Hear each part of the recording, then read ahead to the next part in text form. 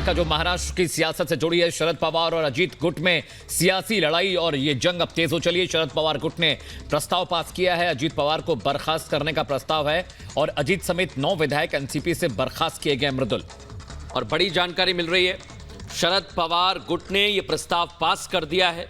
लेकिन बड़ी बात यह कि अजीत पवार बार बार दावा करते हैं कि उनके पास नंबर बहुत ज्यादा हैं और जो 9 विधायक जो मंत्रिमंडल का हिस्सा बने, शिंदे कैबिनेट का हिस्सा बने, उनको बाहर करने के लिए यह प्रस्ताव पास किया गया है। और इस प्रस्ताव के पास होने का मतलब क्या वाकई शरद पवार के पास नंबर हैं या अजीत पवार के पास? और 17 से मेरी सहयोगी अनामिका पांडे ग्राउंड जीरो से जुड़ रही हैं। अनामिका, अपनी प्रेस कॉन्फ्रेंस में शरद पवार ने 2-3 बड़ी बातें कही। उन्होंने कहा पार्टी को फिर से हम बड़ा करेंगे, मजबूत करेंगे और उन्होंने कहा कि जो लोग पार्टी से गए हैं उन्हें वापस आने का मौका मिलेगा। अजीत पवार का जिक्र हुआ कि जयंत डिसाइड करेंगे, जयंत पाटिल की इनकी वापसी होगी कि नहीं। और अब देखिए, उन्होंने गेंद जो है, शरद पवार ने गेंद जयंत पाटिल के पाले में डाल दी है। अभी तक शरद पवार या सुप्रिया सुले की ओर से अजीत पवार को लेकर कुछ नहीं कहा गया था, लेकिन बैठकों का दौर लगातार जारी है। सुबह 7 बजे से लगातार बैठकें हो रही हैं और अब आज जब प्रेस कॉन्फ्रेंस की शरद पवार ने तो गेंद जयंत पाटिल के पाले में डाल दी है। कहना है कि वो अध्यक्ष हैं, इसलिए वो तय करेंगे कि जो लोग गए हैं वापस आएंगे, आ सकते हैं या नहीं, और कौन कौन लोग वापस आएंगे, किस तरीके से उनकी वापसी होगी, ये भी साफ कर दिया है। उन्होंने कई बड़ी बातें भी कही।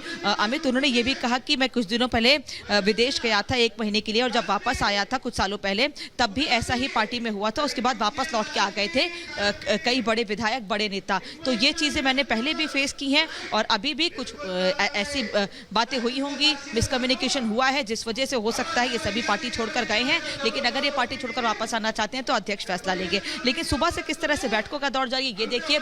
अभी यहाँ पर मातंग समाज के बीच पहुंचे हुए हैं शरद पवार और उनके साथ रोहित पवार लगातार हर जगह मौजूद हैं। आज जब प्रेस कॉन्फ्रेंस हुई तो उसमें इस बात का भी जिक्र हुआ कि प्रफुल्ल पटेल के जाने के बाद क्या अब सुप्रिया सुले के अलावा जिम्मेदारी रोहित पवार को भी दी जा सकती है। रोहित पवार सुबह से ही शरद पवार के साथ हर जगह मौजूद हैं।